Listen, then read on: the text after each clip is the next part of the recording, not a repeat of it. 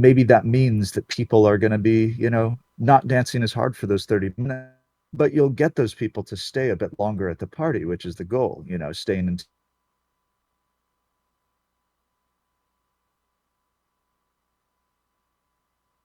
Um, so yeah, so I'll be going through the crates sometimes in the low energy crate if I'm jamming and the crowd's really jamming to the lower energy. I'll just keep on playing the low energy crate for a while. Like I know in my 4th of July Los Angeles party, I came in with the crates that I was explaining, like the low, the medium, the high, and I was jamming in the low energy crate for I think like 2.5 hours because the vibe of the party was people were just really enjoying that, the kind of deeper stuff. I don't think I pushed the BPM for 2425 until hour three of the set. That's coming back to reading the room. I'm reading the crowd, and people were vibing. It's like why disturb a really good vibe if it's a good vibe, Like when I say when I'm changing up, I see it as a almost like to set up a moment harder, like one bigger track than I've been playing in the last, 30 minutes, 35 minutes, whatever. Something that's really a big moment. Like let's say Sunday, which is always a really big moment. It's at 125, but it's always, a big moment. The couple tracks before Sun in Your Eyes, I want to set it to be a moment, And when I say set up, I mean maybe play things that don't have as strong of a lead, maybe things that aren't quite as energetic, things that are a little more groovy, because when you pull back before a big moment, before push, then boom, you can have an room. But if you're playing like a track, like something that's really high energy, and then you play another push, and then you play another push, it almost takes away from those big pushes, those big moments. They're not as strong because of the contrast, there isn't as much contrast. And I think it's really to create contrast, not only with energy, but also with playing with dark and light. I think it's very important, to set up something that's very, beautiful and melodic, maybe with a couple things that are darker, things that are a little more percussive. And similarly, if you have a big moment that's really percussive and really hard, you want to set it up with maybe stuff that's melodic. The contrasts are what keep people really engaged on the dance. Dark, percussive, you play some melodic, and weaving it together, that's the art. And it's something that I'm still, learn to this day. No one is ever a master, everyone is always learning, including myself. And getting that crowd control, yeah, the contrasts. We can segue into a discussion of mixing harmonically, which I think is really important in my sets. In my crates before I play, I have I use a program called Mixed in Key. It shows each track a letter and a number, like it's 1 through 12, and then A and B. So say an 8A track, an 8A track mixed with an 8A, an 8B, a 7A, or a 9A harmonically. I don't always religiously follow these rules, but it can be really helpful because when you're not planning your set, when I don't know, what I'm going to be playing, it transition that you can make that maybe, I wasn't aware that that would work, and then I'm in the moment there, and I'm like, oh my, this may sound really interesting. When that's not something that I planned before that show. I'm like, I didn't know to mix, this track into that track. I guess I'll try it right now, you know. So as I said, I don't always follow that religiously, but it's a really good guide. I think it's a good tool to use because I do follow it quite a bit. It's good to rotate through the keys, but I make I make some of my music with percussive intros and outros sometimes, and I'll even in other people's tracks I'll make my own intros and outros with percussive intros and outros. Because there is if you're playing a certain key, say I'm playing C minor, I can mix in a percussive intro of the next track in any key. Maybe it's E minor, which wouldn't mix the best, but maybe, that percussive intro makes it so I can mix that in, and maybe that track before the C minor, that breaks into a little more of a percussive outro, and I'll loop that outro, so it's just like a percussive groove, in that groove, and then you can change the key. So I'm always looking for tracks that are almost tools that have like a really nice groove, intro and outro, but they don't really have melodic stuff. Those are always really, really helpful in sets because you can change keys, say it's like a 2A to a 7A really, really easily. If we're texting key. Yeah, because those are very special tracks. And I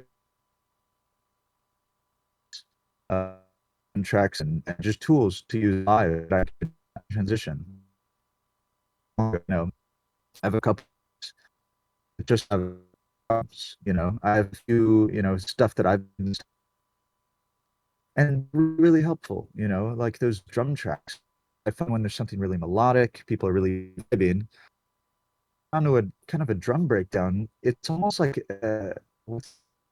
when it gets a little tribal, when it gets a little, you know, uh, what's the word I'm looking for? It's like it breaks it down to the fundamentals of humanity, like going around a drum circle. And I find when you play something that's a little more drum focused, it really boosts the energy after hearing melodic stuff. So those are random little tips over the years that work, not for everyone, but this is just what works for me.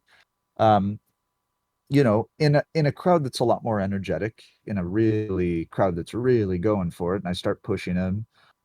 I'll sometimes push up to 126, 127 BPM at the end. 127 is a really happy place for me. For some reason, I don't know what it is, but when I'm playing peak time music, when I'm playing music that crowds going for it, you see people jumping and hands up and just going crazy. This would be like the last hour, maybe last 2 hour set.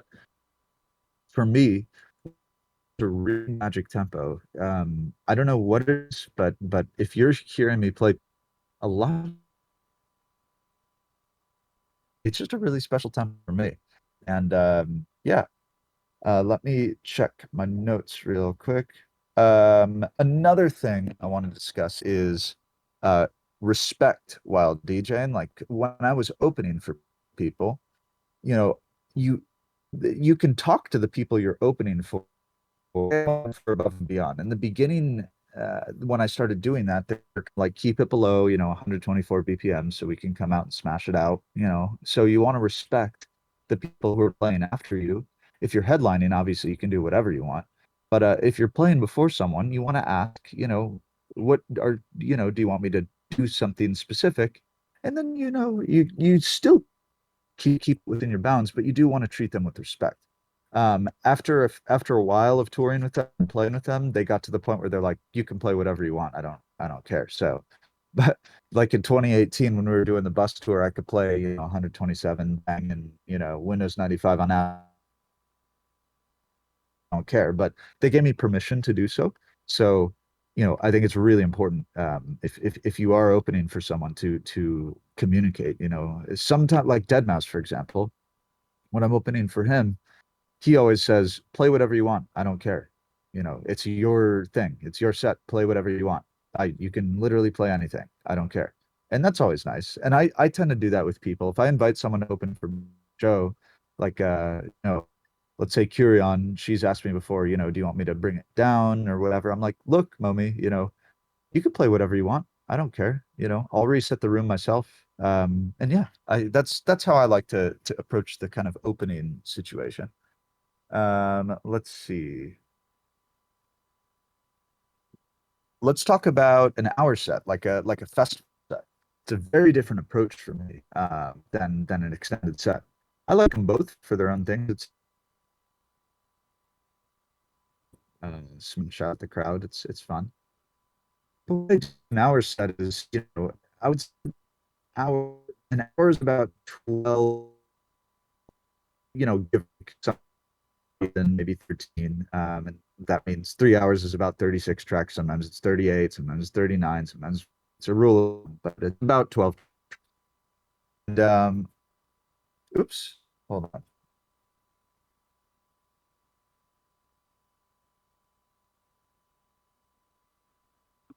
I hope the connection's okay. I just got a couple requests about the connection here. Let me move into the other room. So yeah, let's talk about hour sets. So with an hour, it's very different because I'll come in with maybe 18 or so records that I could potentially play, and I generally have a flow of a set going. Um, and I want it high energy from the moment I get on stage because, at a festival, people want to be raging. You know what I'm saying? People want to be raging. Give me 1 second. I'm just trying to figure out this internet thing.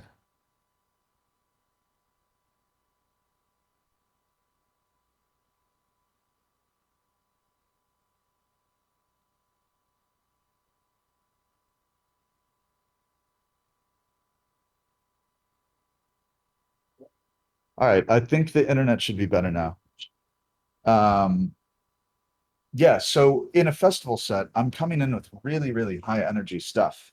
It's, I want to come in banging from the start. But I do also want options. So I know the general flow of the set. Maybe I'll know what I open with, maybe track two. But then there's an option of a different track three, a different track four, a different track three, a different track four. I don't really know what I'll be playing, but I think that flexibility adds a lot because if the crowd is really going for the techno and really going for the dark stuff, you want to keep playing dark stuff. You don't want to be set into, then it goes really melodic and you really lose the crowd. I've been in situations where I come out of the gates at a festival, really melodic, really happy music, and it's just not going the way I thought. And then, you play it, then track two, I would play like a bridge track into dark, like into harder techno. And then track three maybe is techno, and then people are like getting after it. And then you want that flexibility because every crowd, every city is different. And that's something I want to segue into.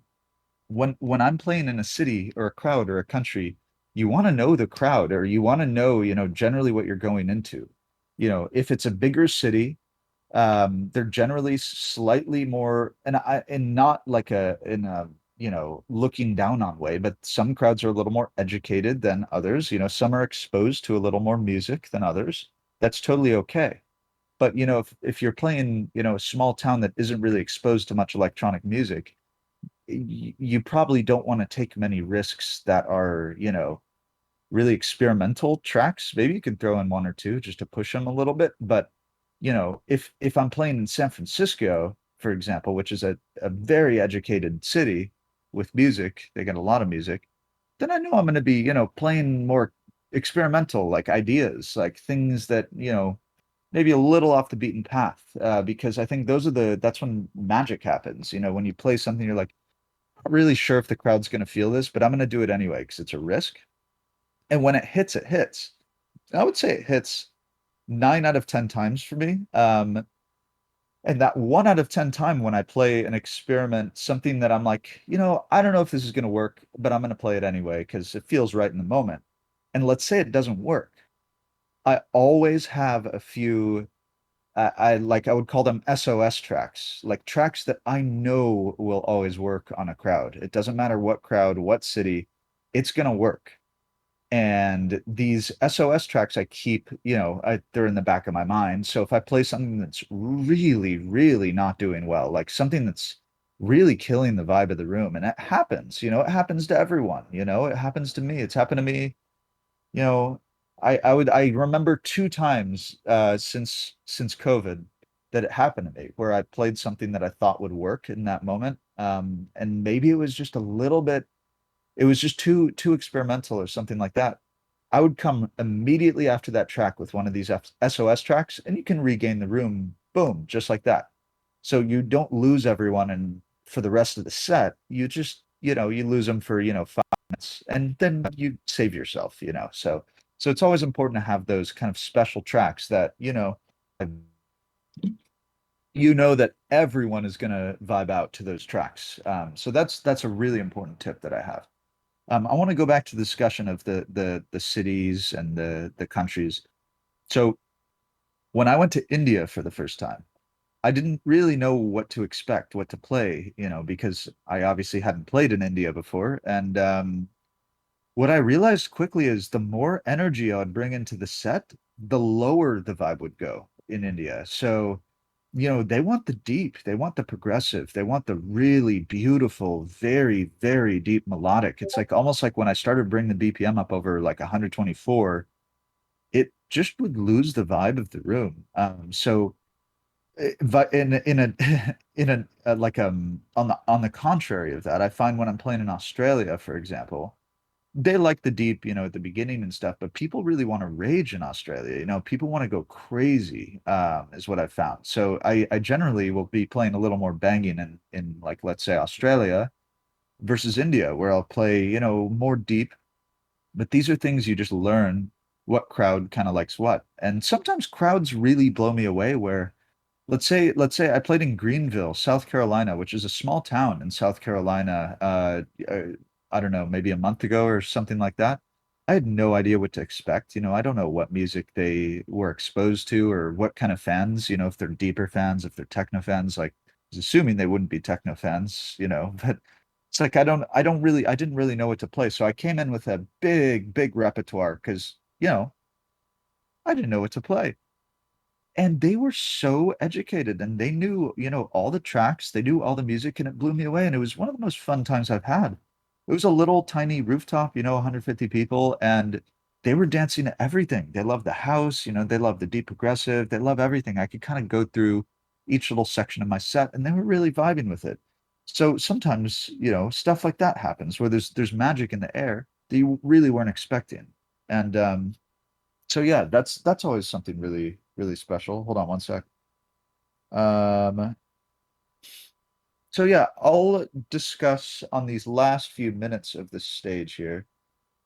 I would like to discuss my history of DJ and how I've like learned all these things over the years and advice that I would have for anyone else who is trying to DJ and to do this. So I started DJing when I would say like 10 or 11 years old, maybe nine. I forget exactly. My first party was a seventh grade, like you know, mixer, like a party for like a 12, basically 12-year-olds all hanging out. That was my first party when I was 11 or 12 or whatever it was. I played a bunch of, 13-year-old birthday parties, bar mitzvahs, bat mitzvahs. I played gigs in the park. This is all when I was like 13, 14 years old. But in those parties, no one cares about who I am, obviously. No one cares. They just want to have a good time at the party. So that really, really teaches you how to read a room because people are coming up to me like, hey, you need to play some Lil Wayne, or hey, you need to play some this, hey, you need to play some that you know. And at that time, I would do it because, I wasn't an artist, I was just learning to DJ. So you want to come in with stuff like that. That's how I learned how to DJ. That's not like what I really enjoyed doing, but it was a cool business that I had going, when I was 13, 14, 15 years old. Um, my first professional experience when I was 18, Avicii signed me to his label, and then he took me on tour after playing, a bunch of high school parties. I went from high school parties, a couple frat parties in college, like at university, to all of a sudden touring with Avicii. And that was like a crazy, crazy experience for me because all of a sudden I'm playing to these big crowds and I wasn't really, comfortable with playing to 25,000 people. That was the first time I'd ever done that. That was a crazy experience to be thrown into. Hold on one sec. So yeah, that I'm not sure his his crowds were the exact right audience for me, and that's what I learned pretty quickly. I did take away some fans from those shows, and I have really fond memories, but it certainly wasn't, people weren't there to hear like a beautiful progressive house set. People were there to hear Avicii. So the a little bit of some crazy, crazy times back then. But when it started, I wasn't living off my music back then, mind you. I wasn't full time. I was a university student. I was touring on the weekends with Avicii and then studying engineering during the week. Um, when I decided to really make it a full-time thing, which is in 2016, so about 5 years ago, I decided to go full-time in music, right when I finished school. The way I really set myself apart and the way I got a career so fast is, you know, I was not sitting up there playing the top 10, what's popular, looking at the label releases and playing, what everyone else is playing. I was like, how can I set myself apart? And the way I did that is by playing my own music. So I wrote a ton of music. So when I would play sets, when I would have opportunities to make a radio show mix or stuff like that, I'm like, how can I set myself apart that doesn't sound like anyone else? And because I wasn't getting exclusive music at the time, I just focused on my own music. So I'd play my sets with, be 99% my music. And then all of a sudden you kind of develop your own kind of sound and people kind of resonate with that because I highly recommend for anyone starting to DJ and learning to DJ, if there's stuff that's really popular, a big track, big Beatport top 10, whatever, or one of your favorite labels releases a track and it's a big hit and everyone's playing it out, I would say don't play that out. If you really want to stand out, don't play, other people's hits. You can make your own edits and bootlegs. I think that's great, like taking someone's vocal or track and making it into something your own that's really unique to yourself. I think that's great to do. But if you're just purely downloading, the big hits and playing the big hits, I highly recommend not doing that if you want to stand out. After a while, I was playing my own music for a while. I was getting shows, like a lot of opening gigs. Then I released my first album and started getting more like headline shows. Um, After that, I would say in the last 2 years, because I have so many friends who are DJs now, who we kind of swap music back and forth. Now I get a big arsenal of unreleased music that no one else has, from various friends, whatever, Ben Bomer, Yato, Curion, um, Reito, like on the techno side, Weska on the techno side, just friends, we send music back and forth. But now I have a bunch of unreleased music from others, so that, people will come to the show and they've never heard that track before, whether it's mine or someone else's track. If I really like it, I'm gonna play it out. Um, with all this said, I still do play out a classic here and there, like Artie's Hey Now remix. I've been playing that out towards the end of my set sometimes. But that's a really special track. I love that track so much. And Artie and I played some back-to-backs together, like at the Gorge and stuff like that. So it's almost like kind of give myself permission to play that. But a classic, a throwback here and there, whatever. If your set has one or two, big classic tracks, that's cool. People want to feel nostalgia sometimes. So I think that's totally chill. But back to my point, if you want to stand out, I would highly, highly recommend focusing on your own music.